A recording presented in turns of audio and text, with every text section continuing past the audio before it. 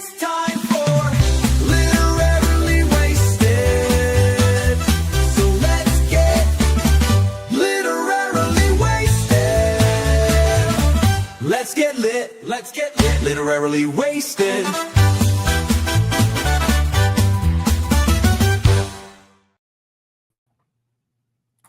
Hello, everybody. Hello. Welcome to Literarily Wasted. We have a new face joining us today for our discussion of Every Heart a Doorway. It's Katie. Hello. Yay! Hello, Katie. Welcome. Thank you. We're so happy to have you here. Welcome to Literarily Wasted. This is our July live book discussion. We are talking about Every Heart a Doorway by Seanan McGuire. This is our summer shorties book. And so it was just a nice short book, which I read in 2 days, which was yesterday, the day before. So yeah, everybody says hi. Look, everybody says hi, Katie. Wee! New blood, says Jeff. Jeff's in dark book club mode. Well, actually, I think that's appropriate for this book. So Katie, as Dan says, you are the series expert. So just how much of an expert are you? What is your experience with Seanan McGuire? Well, my cousin out of the blue one day mailed me this book and said, "You need to read this." Oh. So I did, and then immediately ran to the library to find as many of the others as I could in the series. Wow. So I've been reading all of them as they come out. And Okay. She's been averaging about one a year, maybe every other year sometimes. So. And how many books are there in this series? There are 10 currently. There will be, the 11th is coming out in a few months, I believe. Nice. I imagine you're going to be first in line. Yeah. Just as there are so many. They're so quick, though. They're all about the same size. So nice. You can read them very fast. That's a refreshing series because most of the time you get series is like Brandon Sanderson and the books are like this big. Yeah. So this is it's like Murderbot, basically. Like you get like Murderbot is also like a bunch of shorter, right? I feel like there might have been one longer Murderbot. Yeah, I think that makes it nice. I think that makes it like nice and digestible. In 10 books in this series equals one Brandon Sanderson book. Yeah. And yeah, she's also as Henry says, I just learned this literally 5 minutes ago. Just read the author's thing at the end, and I just found this out like 5 minutes ago. That she is Mira Grant as well, and that's our dark book club stuff. Okay, well let's dive in. Let's dive in. The first question, I think we might know Katie's answer to it already, but what did you think of this book, Christy?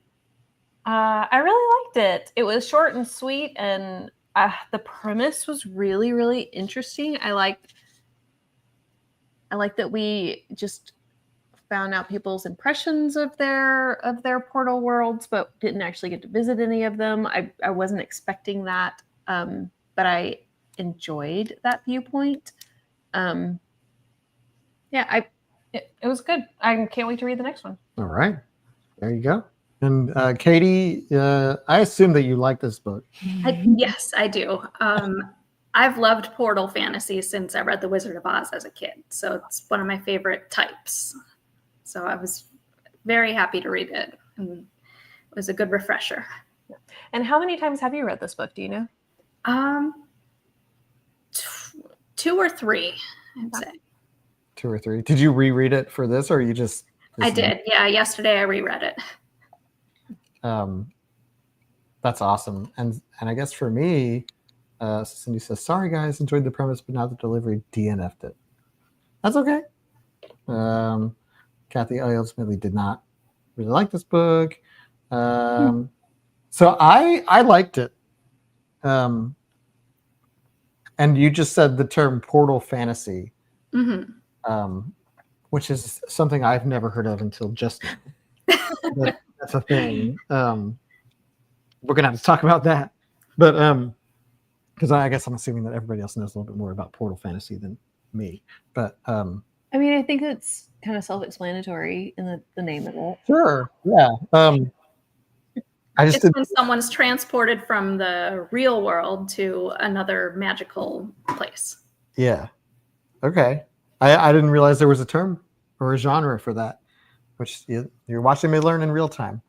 But I liked it. I think that obviously, as somebody who is not versed in portal fantasy, like this book was a bunch. It was just like I first when I started reading this, I was like, what is this? What are they talking about? What are they saying? Like there was a bunch of nonsense. Yeah. And to me it read like it felt like I had jumped into something that I was reading the sequel for a little bit. Like there was stuff that should have been explained, but then Nancy was like, what you're saying doesn't make any sense to me. And then I was like, me too. And then she'd be like, I was just living in the land of the dead. I'm like, okay, what? I let's see what are other people saying. But I once I kind of got it, when I kind of settled into it, I think I enjoyed it, and it was an easy read for me. It wasn't something that I had to kind of force myself to do. And and we can talk about some more details as we talk about the nitty gritty of it. Let's see some more people. Let's see. I like the book, but I didn't love it only because I wanted more. It felt a little lacking. Well, good news. There's 9 other books in the series. I had read this one on my own and skimmed it the other day to refresh my memory. I like it a lot. Don't necessarily love it, but a refreshing alternative to a lot of fantasy tropes. Portal fantasy in the context of DS9 and Stargates. That's my experience with portal fantasy as well, and the video game Portal. Henry Pater has already read the next 3. Oh, and you listened to it, right? I did. And I read the ebook. And Katie, what form did you digest this in? In regular book form. Nice. Regular book. So you got the pictures. Yes. I'd forgotten about the pictures, so that was neat to see again. Really like the premise and the kind of doorway concept, but I would have liked to have more to chew on the story. Yeah, I think that's fair. I do think that it was interesting to kind of figure out why the murders were happening, but I felt like that conclusion was a little rushed for me, at least. And so I'm, just to preface everything that I say, I'm coming at this from somebody who A, doesn't know what portal fantasy is, and B, also didn't know that this was a series. So like I'm reading this as I kind of, because we framed this as being summer shorties, and so I'm going into it, it's like, oh, we're reading like a novella, a short story, and to me, like, short story means it's just going to be kind of like a self-contained, which I don't know why I defaulted to that, because we did that with Murderbot's a series. Mm-hmm. And so I'll try to sort of recap my feelings about it from that lens, from that viewpoint, I guess, as well. But I'm interested to hear y'all's take on it as people who kind of knew what to expect more. Well, I went in knowing it was a portal fantasy. I didn't realize everybody had already come back from their portals. I guess I probably did at some point, but like I thought there was going to be like going into the portal in this book, other than what we did get. Yeah. So the premise is that it takes place at this school for wayward girls, basically, wayward children. Oh yeah, because there was like 3 boys. 3 boys, but mostly girls. Mm-hmm. Because boys are wild. Oh yeah, Carrie mentioned on Facebook. She said, "I love the discussion of why it's mostly girls at the school. We notice the silence of men. We depend on the silence of women." That was a that was a profound sort of deep statement there. Yeah, that whole section was really interesting to read. But so it's this. Well, and Kathy makes a really good point. Like where they came from were all Didn't sound great. kind of messed up, if not like just outright super messed up. And I don't know. I thought that was really interesting. And Adam, you and Jeff kind of had the same thought about where this book was going that was wrong. Okay, so yeah, so as someone who didn't really know this was a series, I went into it thinking that this was going to be like we were going to get some sort of reveal at the end that these kids were all compensating for some sort of trauma that they or something that they've experienced, these are all kids who have either like in the real world been kidnapped or abused or something like that. Basically saying that's exactly what Jeff said. Yeah. So yeah, that's like I was going into it thinking that like we were going to get some like really sort of tragic reveal at the end, and that, you know, and so like I'm reading it trying to kind of figure out these kids and like, you know, kind of not take what they're saying at face value. And I think we had this conversation where like you told me it was a series and I was like, oh, maybe I should just take them at face value because like, and it turns out like, yeah. Right.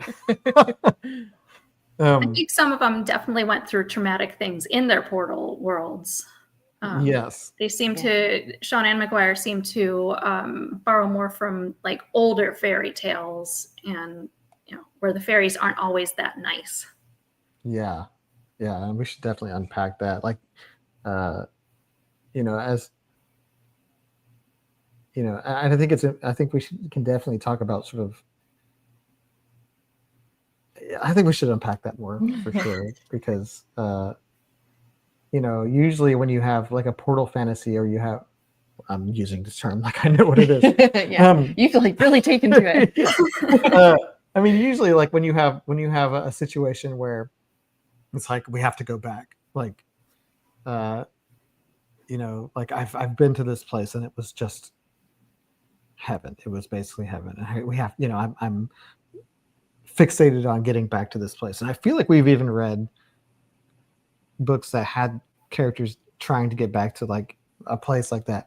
But you know, it happens in Star Trek with the Nexus and stuff. Right. But as they were talking about where they've been, you're like, oh, okay.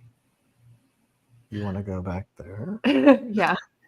Well, she even mentioned like there is a whole other set of schools for kids who had the same kind of experience but don't want to go back. Mm-hmm. And like if these are the good experiences, that's just really fascinating that there's like a whole nother subset of like bad ones. Yeah.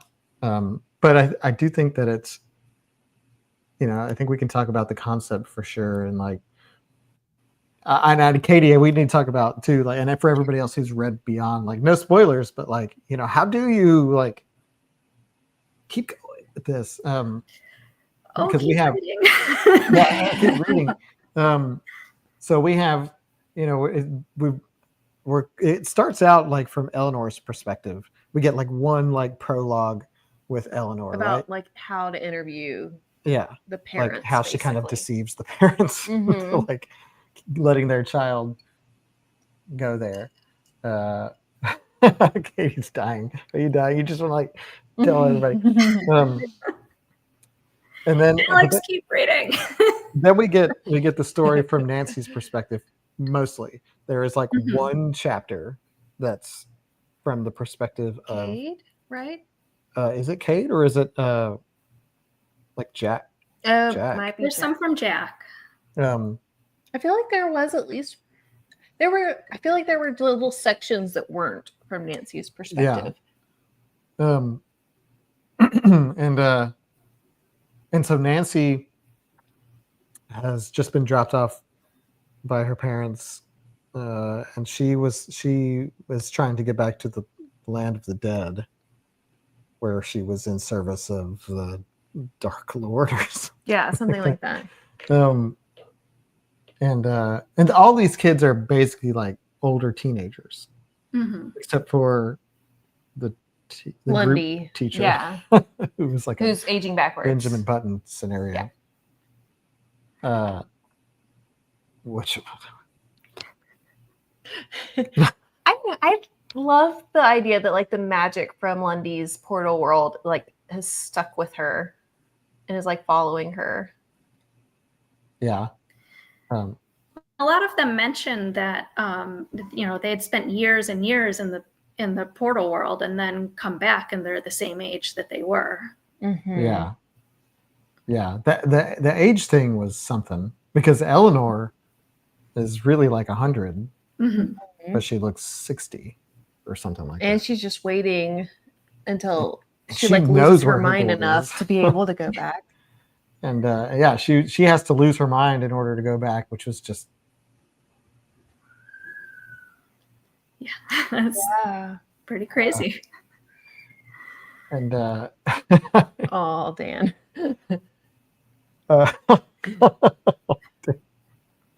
Lundy would lose her head if it weren't fast. Oh. Well, and Alex, yeah, that is a little wild to like go ahead and dissolve their classmate in acid. But also, this is such a weird school, and Eleanor came from a high nonsense world. So like, I feel like she's really go with the flow, and I think she sees her students as peers almost, or at least that's how it felt. Yeah. Because she knows what they've been through. Yeah. Yeah. And she like honestly just wants to help them get back. And I think that it's interesting that there's two different schools. There's the one that helps you like try to, I guess, be more at peace, like with, or like to forget about the world you just came from. One that's helping you reintegrate, and one that's helping you, I don't know, sort of stay in yeah, hopeful pessimism. Yeah. I don't know. Realism, optimism. Validating that what they went through was real. Yes.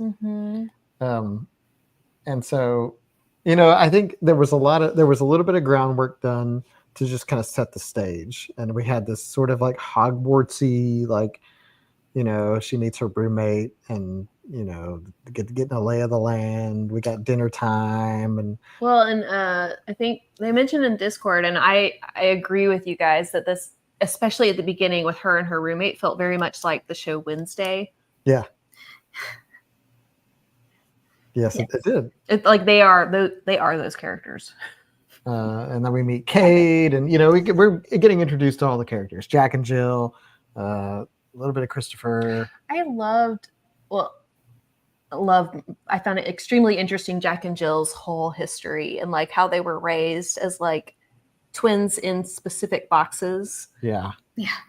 And then when they went to their portal world, like they basically swapped places and how that kind of made them who they are. I don't know. That was all really fascinating for me to read. I really enjoyed reading it. Yeah. Jack and Jill were interesting characters, definitely. And like what their doorway experience did to them. Clearly we had some issues coming back from that as we discovered, because the book, I didn't know where it was going until the murders. So like I'm just kind of before the murders I'm just kind of like, what is this? What are they talking about? Oh, I like this from Henry. Yeah, kids were fantasy worlds rather than mutants. Yeah. And in a lot of ways, the fantasy worlds helped them kind of solidify their identities. Well, and like each fantasy world was catered to them specifically and what their strengths were or skills or just what they needed at the time. And I thought that was really, really interesting too. Yeah. So what were you going to say? Oh, just that the kids would not have done well in each other's worlds. No. Yeah. Yeah, and like Nancy's horror at thinking about it. Yeah. Yeah, I mean, At least they have some of the same perspective that we do, where it's like, oh, your world sounds awful, but my world was great. I was just hanging out with dead people, or like, I'm gonna marry the skeleton queen. Mm-hmm. That sounds great. Yeah. And Jeff, I don't know if I agree with this, just because like I don't think Nancy's parents had a problem with her before she went to her world. It was just after. So I don't think that was right. But a lot of people were talking about how a lot of the parents are terrible. Yes. Oh, Especially after they came back, and in Jack and Jill's case, before they went. Yeah. But yeah, it's just really heartbreaking that people are just dropping off their kids at the school and are like done with them. Who was the one? Was it Jack and Jill who had like the new baby sibling? Or no, yeah, the new baby brother. oh yeah, and their parents told the baby brother that they were dead. Yeah, and then like they were shipped off to school like within a month of coming home. Like that's terrible. Yeah. For like this being the lighter side of this author's like scope of work is really interesting, because like there were some dark things. There were some nightmarish Yeah. imagery in this Yeah. thing. But the murders, to me, like the murders where like the story of this book started, not necessarily the story of these characters, but like the story of this book. I was like, oh, something's going down at this school. We got a Hogwarts situation here Mm-hmm. where like something's going down, and we got to find the probably professor of dark arts that's causing it all. Yeah, I know Harry Potter. He hasn't read or watched Harry Potter. Guys, attack. I have to. I've seen some of them. Mm-hmm. But so that was to me like where we started to get some plot, because initially it was like let's meet the people, and it's never Snape. It's always Snape. Yeah. So and then we started getting murders, and it was like, all right, well, who's murdering and why? And I think somebody said that they had pegged that it was Jill initially. At what point did you know it was Jill? And mine was like very, very like solidified when the skeleton pointed next to Jack. I was like, yeah, it's Jill. Yeah, that was a very good hint that the kids didn't get. Yeah. Yeah, they kind of looked back on it. I feel like Jack should have gotten that. Oh, well, okay, but Jack was in denial because Jack knew in her heart that it was Jill. Yeah, when the skeleton pointed. Yeah. Yeah, Dumbledore's villain. But I appreciated the plot. I think the plot helped give me something to hold on to. I do feel like for her skeleton key, she needs more than 3 pieces. Well, she was probably working on it. 4. I guess she was on the 4th piece. I think she was working on it. Like Serafina was number 4, right? Yeah. Was she going to take her face off or something? I wonder if she's the vessel. So she's going to transplant everything in. Oh, I don't know. Maybe. That's kind of how I assumed. But Serafina was like the Helen of Troy one, right? Yes. Yes. Yeah. She was like so pretty you couldn't even look at her. But she wasn't a good person. Is that right? I think so. And I really enjoyed kind of like the team that formed. So we had Nancy and Cade and Jack and Christopher. Was that it? Nancy, Sumi. Well, Sumi died. What's your question? The team. Oh, yeah. Nancy, Jack, Cade, and Christopher. Mm-hmm. It was basically the 4 of them that were like investigating Yes. the murders. And I enjoyed the team and their dynamic. Yeah, me too. Someone else mentioned how awesome it was that Jack made like the hot chocolate individually for each person. So like Cooking the book. yeah. Maybe not Jack's What was hot Jack? chocolate. Jack's had like The taste of screams. well, she would have done that if she'd had it, but I think she might have put like formaldehyde in there, or like there was something that I don't want. But the others sounded pretty good. I think Cade sounded the best. I would drink pomegranate hot chocolate. That was Yeah. Nancy's. Or we could have like a little like flight of hot chocolates for every hearted doorway. Yeah. We need to do that. We could do it. Baseless on 1,000 murders. Oh yeah, Alex, it was salty like tears. And there was also some chemical in it that will kill you if you eat it. Salty like tears. Yeah. But yeah. This was a question that I had. Maybe Katie, you can shed some light on this. Why did they take Sumi's? What was it about Sumi's hands? I think that was it. She was always weaving or doing something with her hands, like making the cat's cradle, and she was very quick, and her hands were the most powerful thing about her. Okay, I guess that makes sense. I'm gonna say there's more to that. Oh, there's Okay. Well, Nancy did spend time like admiring Sumi's hands and her like abilities with them. So here's another question I have related to Sumi's death, because I thought this was an interesting moment,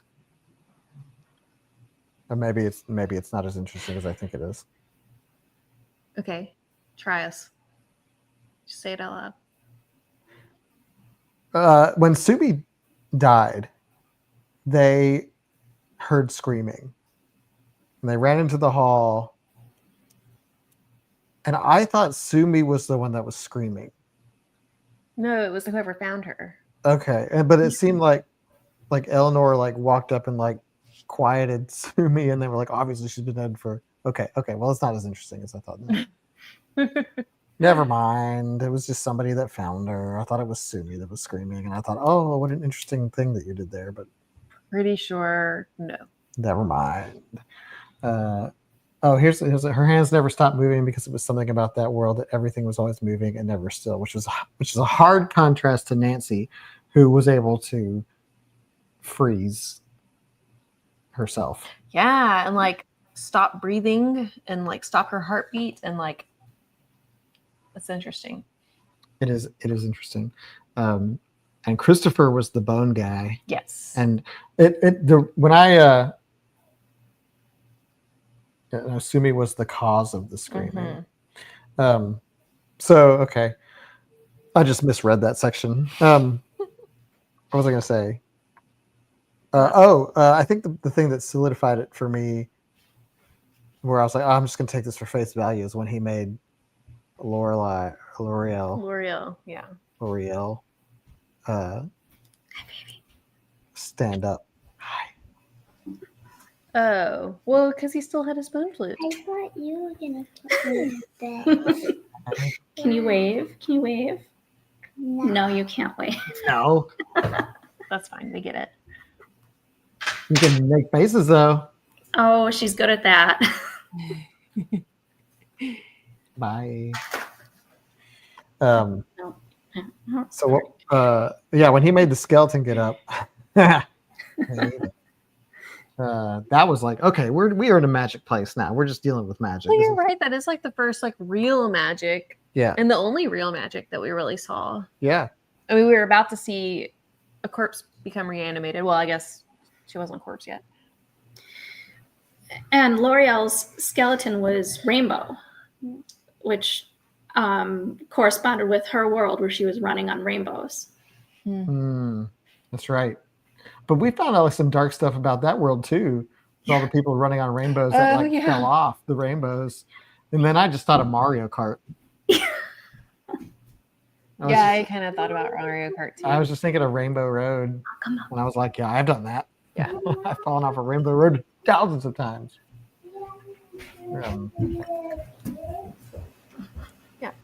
Yeah, so Jill didn't kill before harvesting the objects. She let them bleed out, which is interesting.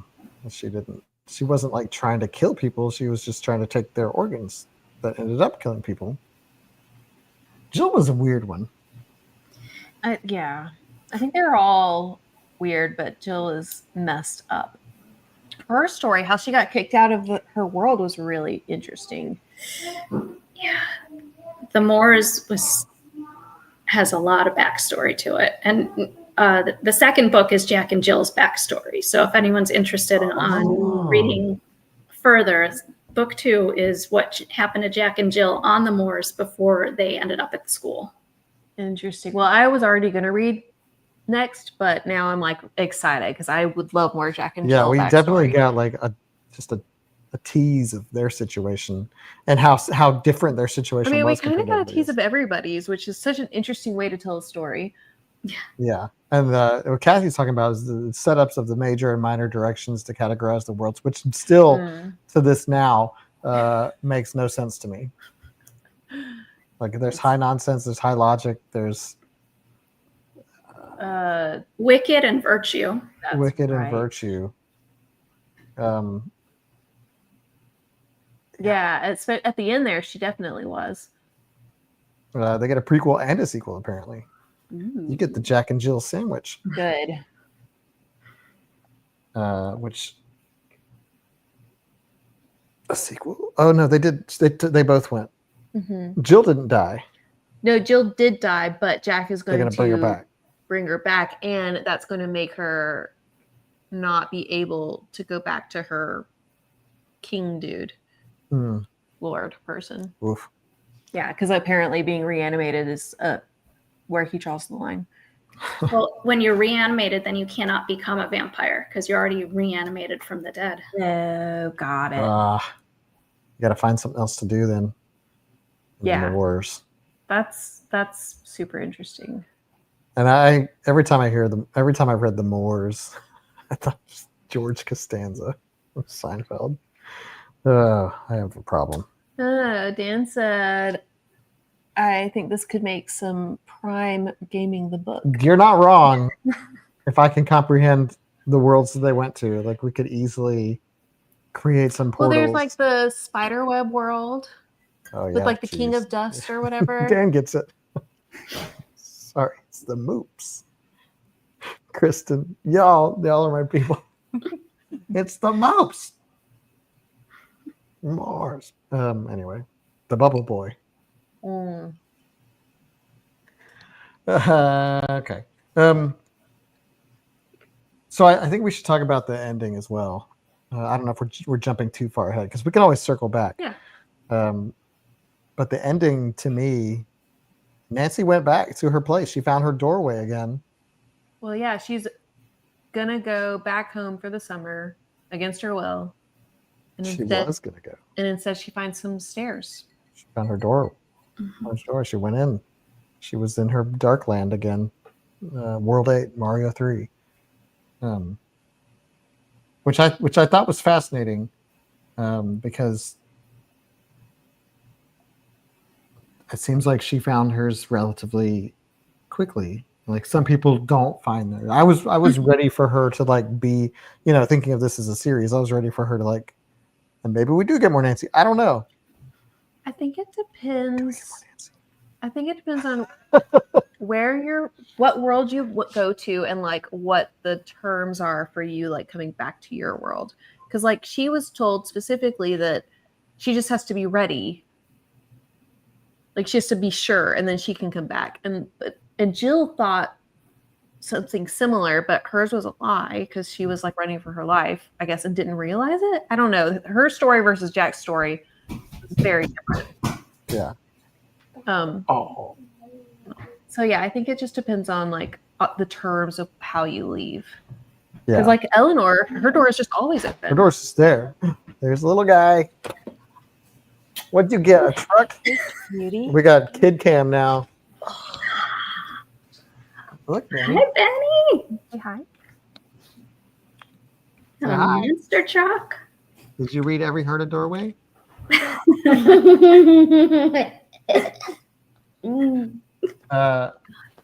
So yeah, Nancy went back to her place. She went back to her other world. I really wasn't expecting to see. Yeah, I wasn't either.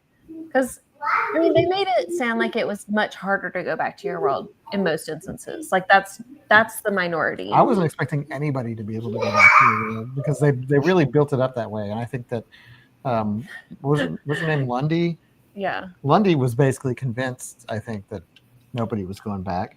But I mean, they all knew that Eleanor could go back. Right. So yeah, Alex, that's a really good point because she didn't like inform anybody at all that she was leaving, and like Eleanor was like, "I'll just tell people that you ran away. You've run away once before." So yeah, I guess it is just like guessing.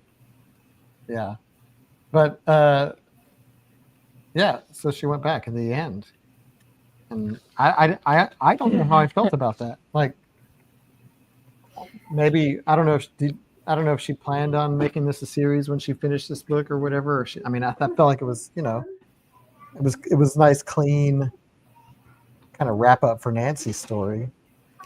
Yeah, she did spend the previous few paragraphs describing what Nancy's life could have been like at the school, helping Cade. And I almost felt a little disappointed the first time I read it, not getting that ending. But I was happy that she got her happy ending. Yeah, and I think it did feel a little like oh okay. Oh yeah, Missy. Jack always knew she could go back. I guess that's true. We didn't learn that until later. Well, she had like the power. She had the key, basically. Yeah. Well, it's like, oh, okay. But yeah, I felt like it was. I don't like. I guess I wasn't sure. Like, we knew kind of the terms of her being able to go back. Like, she's got to be sure. I didn't really feel that. I guess I wasn't really sure why that happened to her. Well, and it's similar to like what Jill thought too. So I think maybe she was worried that wasn't real. Yeah, but it was. But it was. It was real. Well, yeah. So I don't know how did y'all feel about the ending? I was not expecting her to go back, so I liked that, and it also, I don't know, it made me wonder what the next book was going to focus on. Yeah, me too. I was like, oh, okay. I guess we're not going to get Nancy too. Well, now we know. It's a Jack and Jill prequel. Yeah. And so Dan has got a couple of questions. If it's so hard to go back, might there not be a very dark reason she gets to go back? And 2, could it be the admins at the school just want the kids to think it's hard to get back? But why? I don't think Eleanor has the mindset to just tell the kids that it's hard to get back, though. Yeah. I think she would be honest about it and say that it's not. Well, and her and Lundy were basically saying opposite things. Right. Yeah, felt a lot of like, we're not on the same page as administrators here. Because Lundy was like, face it, you're stuck here. I do think out of the two of them, Lundy was the adult. I think Eleanor is still, to some extent, like stuck in a nonsense world as a child. But yeah, we have some people saying they were disappointed with the ending, and I'm not saying I was disappointed, but I think I wasn't expecting it to be such a clean and then she went back to the end. Susan's. I feel like Nancy had accepted that she wasn't going back, and that's what allowed the door to reopen for her. Maybe. Does that mean you're ready? I guess to go to the world of the dead. Or maybe it just means you're ready to make a real decision. I don't know. Alex can't wait to go back and be super still and never move for eternity. Hey, it works for some people. Yeah, I don't understand the appeal. Yeah. I mean, I think because the book was so short, there are definitely some things that you could elaborate on. Like just exactly how their personalities match up with the worlds that they, why is this a good fit for you? Like, why is this like the world that's tailored to your specific personality or skills, identity? Because you I want to believe though that if there was a doorway that opened up for me personally, that it wouldn't be full of torment and that I would like it. I think we all know what your portal world would have. Become holodeck. useless. Yeah. Yeah. But it kind of makes you wonder, like, if these kids went to their, their nexus place, their dream, their sort of like ideal, like home, as they kept describing it as, like, I was home. What would yours be like? I mean, a lot of people were talking about Stockholm syndrome, and I think that plays a big role in this. Oh, it's just like you're stuck there and you just got to learn to love it. Yeah. Yeah, Bobby. That's How not much great. of this is Stockholm syndrome? A holodeck is the ultimate portal world. That's true. True. Yeah.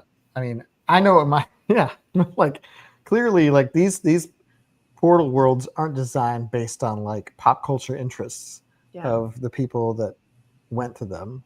Like there's something like sort of innate, and I guess maybe we have to read more, but it's like, what comes first, the person or the place? Mm. Are these places like But born out of these people?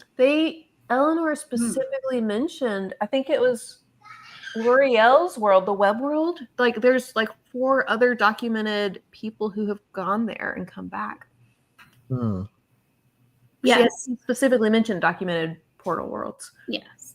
They did mention that there were places that sometimes the kids go to more frequently, or it calls kids more frequently. Yeah. Okay. So the portals call the kids. They go hang out in horrific environments. Yeah. For years. Yeah. Come back the same age and are like, damn, I can't wait to get back there. Yeah. Maybe it's the first place they felt accepted. Maybe so. Maybe it's the first place they feel like they could be themselves, their true selves. Well, they might also kind of know what's expected of them and know what their role is. But then you have somebody like Cade who wasn't even allowed back into his world. Yeah. And like doesn't even want to go back, but like doesn't want to forget it. Which is an interesting, like, singular perspective I think we got from this book. Like, I don't think we met anybody else that was in that type of situation. Yeah. Right? Which I'm guessing we learn more about Cade later. There are several characters in this book that get more fleshed out. Okay. Excellent. That's good. That's good to know. One thing I thought was really sad, I think it was when L'Oreal died, they found her body. They mentioned that like her door had been open all this time and it was in like her bedroom. Her bedroom, home. yeah. And like, oh man, she wanted to go back so badly. That made me really sad for her. That's always in the last place. It's always in the last place you look. It's your door. So I felt like the world building was really lacking. Could have been explored more. Documented worlds. Yeah, it was just kind of like I think we got a good taste of the world building. I don't know if y'all can hear Benny crying. Yeah, he's not having a good time. He's Neither having is a my good mom. time. He's having a good time. There's somebody with him. Yeah. But no, Kathy, you're right. Like everything needed to be more fleshed out. And I don't think she had the time to do that just in the amount of, like Jeff said, another 100 pages would have helped. But like, I'm hoping, I know that we'll get more in following books, but it would have been nice to get it in this first book when we're being introduced to everything. So do we know why you're going to go help? Christy's going to go help with the child. Yeah. He's having a good time. Sometimes when he is full of joy, he sounds like he's probably in his doorway world right now, you know? A world full of mommy and grandma. It's just too much to bear. Oh. Yep, there it is. Then there were 2. So what were we talking about? Every heart a doorway. So now that we've kind of talked about the book, Katie, I want to add, like, what is it about this book that spoke to you and then made you like want to continue reading? Oh, because child me would have dove through whatever doorway was open. So it spoke to like your kind of like Yeah, fantastical, sort of adventurous, like. absolutely. I always wanted to visit Oz and Narnia and all those fantastic places that you read about as a kid.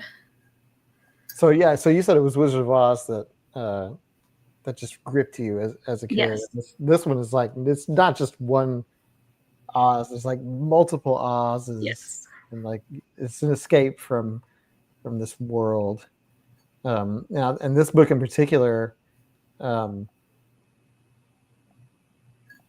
you can kind of see where some of its influences. Like obviously, we have like a school for wayward folks, kind of a magic school, kind of deal. Now that Christy is gone, you get a real opinion quick. 2009 was the best year. That was the best year before. That was before I met Christy. I'm just kidding. That might have been what we talked about before we went live. Yeah, that's okay.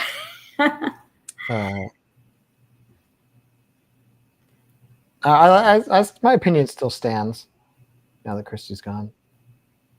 Yeah.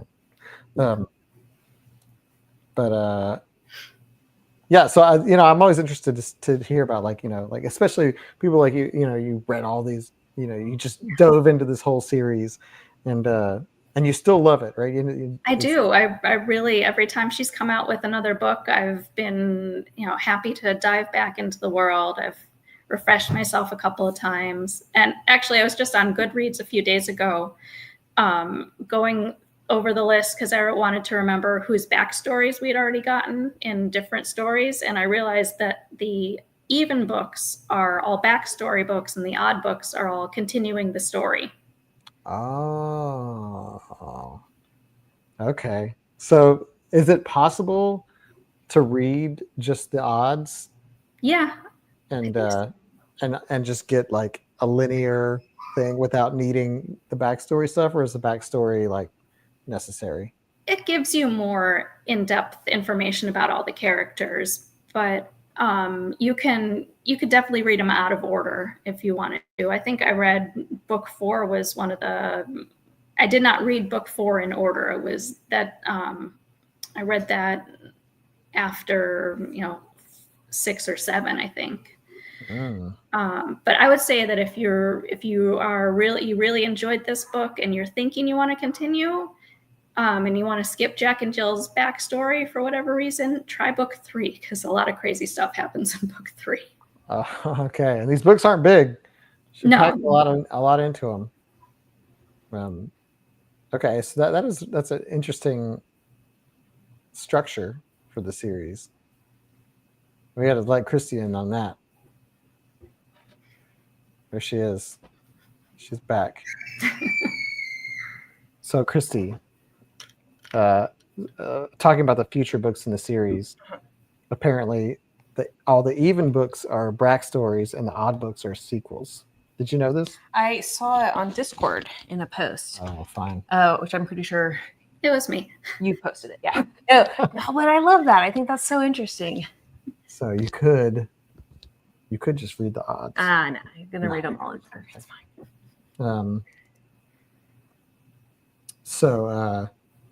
Yeah, they said now that Christy's gonna tell us what you really think, and I was like, dude, that was the best year. But that was something we talked about before the last year. She knows. So yeah. Is there anything else that we want to discuss with this book? Anything else, Katie, that you had like questions for us? Being our first time reading and that sort of stuff.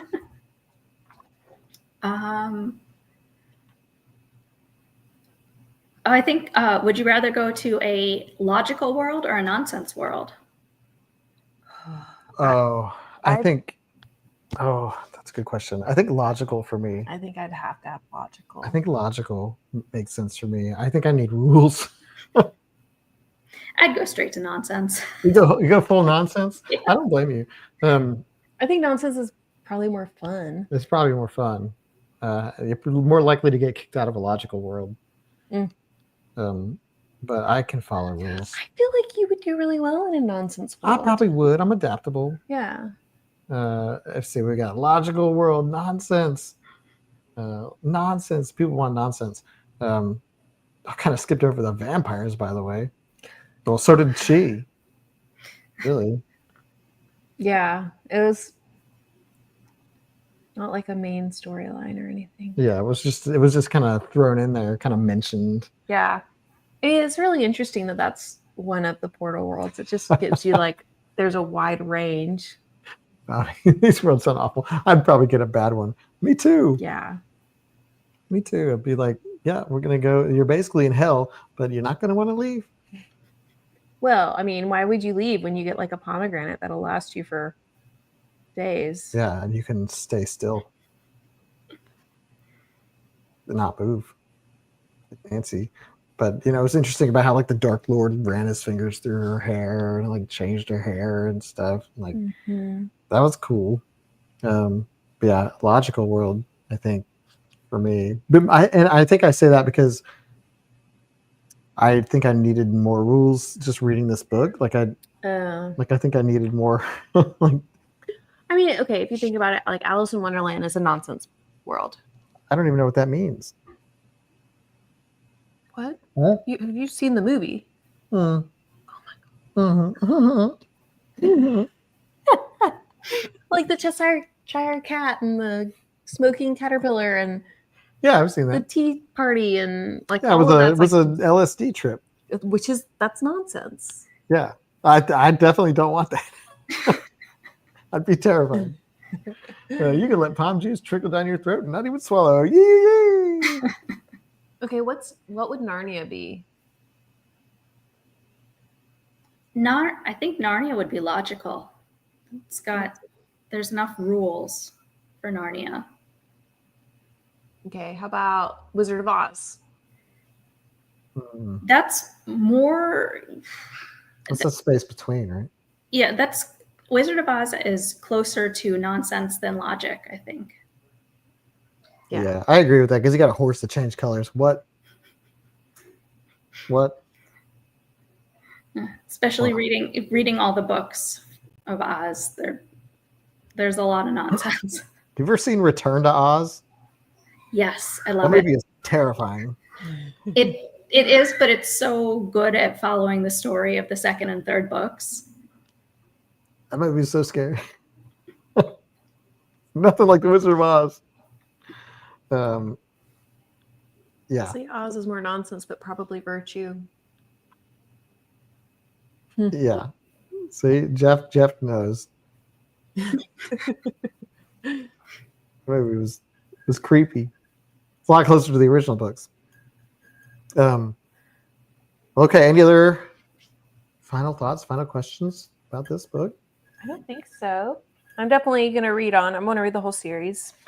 And Katie, you're going to read the next book when it comes out in a few months? Yes, definitely. I'm just waiting for it to come out. And it's book 11? Book 11. So it's going to be a sequel.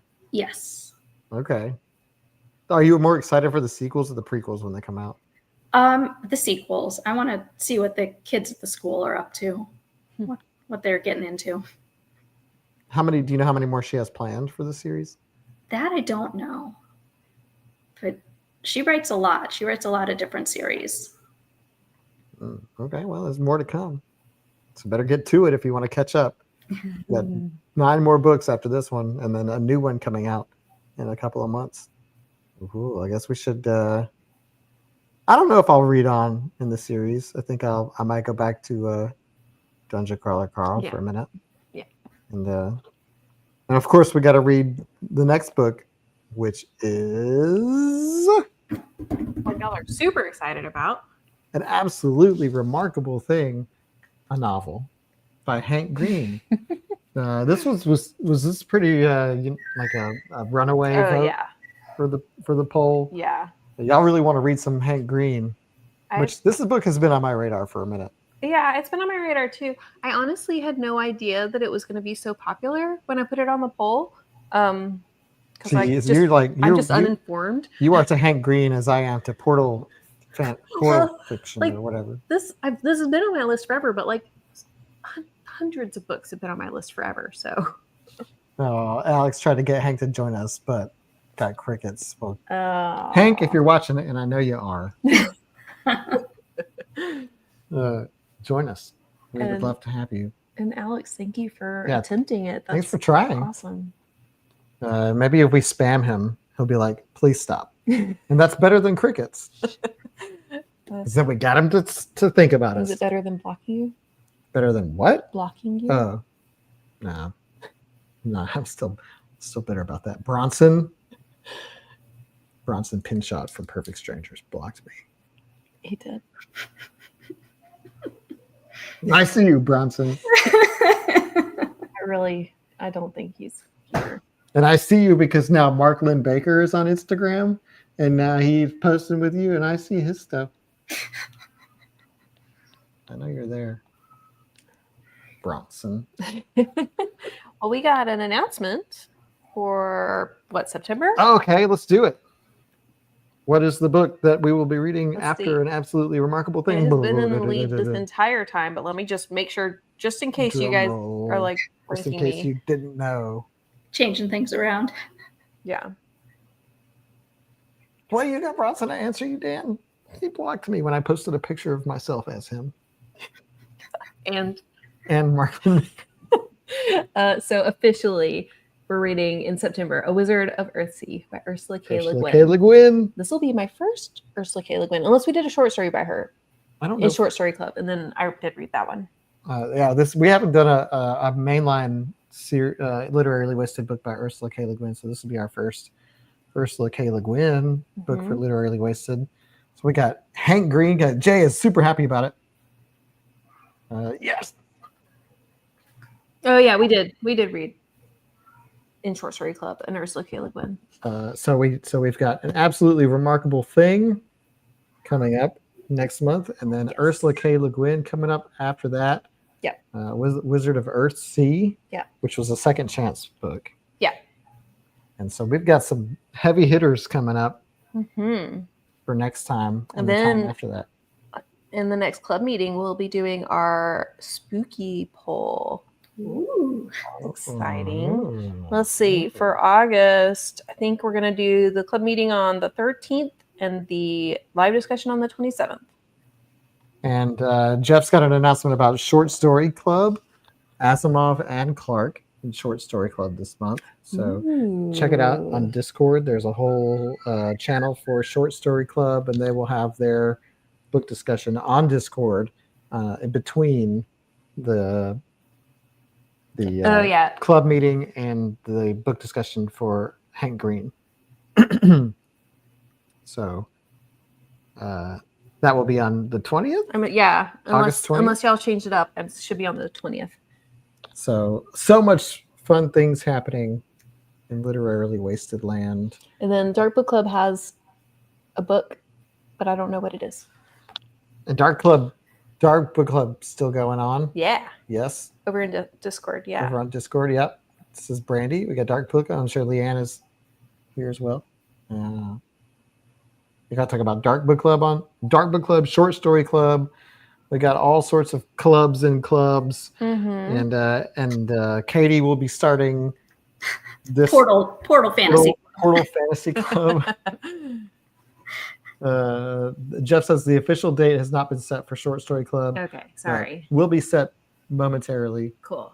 It looks like Dark Book Club is doing Joyland by Stephen King. Oh, they have great hamburgers. Joyland. Mhm. There's a restaurant called Joyland in Birmingham, and they have really good hamburgers. Ha. The summer amusement park horror was the theme of their book poll. That's Oh, amazing. that's creepy.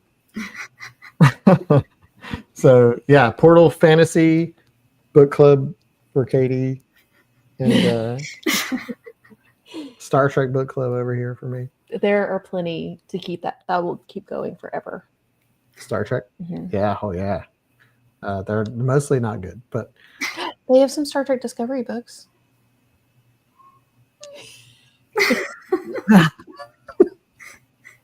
But them not being good is what makes it good, right? yeah, Maybe we can not do Discovery. And apparently Dan loves it when you sing Short Story Club to the tune of Pink Pony Club. What's the tune of Pink Pony Club? Gonna make me sing it? I don't know what it is. You're gonna make me sing You it? don't have to, but I mean, I don't know. So you're just going to leave me. You know. You know it. You know the song. How can you not? You've lived under a rock. Hmm. You know it. Story Club. Okay. Well, on that note, I think that about wraps it up for our discussion. Thank you so much, Katie, for joining us. Thanks for having me. This was fun. It was great to have you. You got to come back now. All right, I'll come back. Now that you've done it, you're going to be in the rotation now. All right. And I've been around for long enough. Right? So now you're going to be part of the Faces Club. But no, it was really awesome having you. Yeah. And your insights in this book and stuff, and it's really fun. So thank you so much for being here, and everybody else, thank you for being here. Oh, look, Kathy says, glad Katie was on for this one. Yay! So we'll see you soon for the club meeting In 2 weeks. for August, because Yeah. it's already August, basically. What? Basically, yeah. So thank you, and we'll see you next time In 2 weeks. in 2 weeks. Bye, everybody. Hi. Bye. Bye. Bye.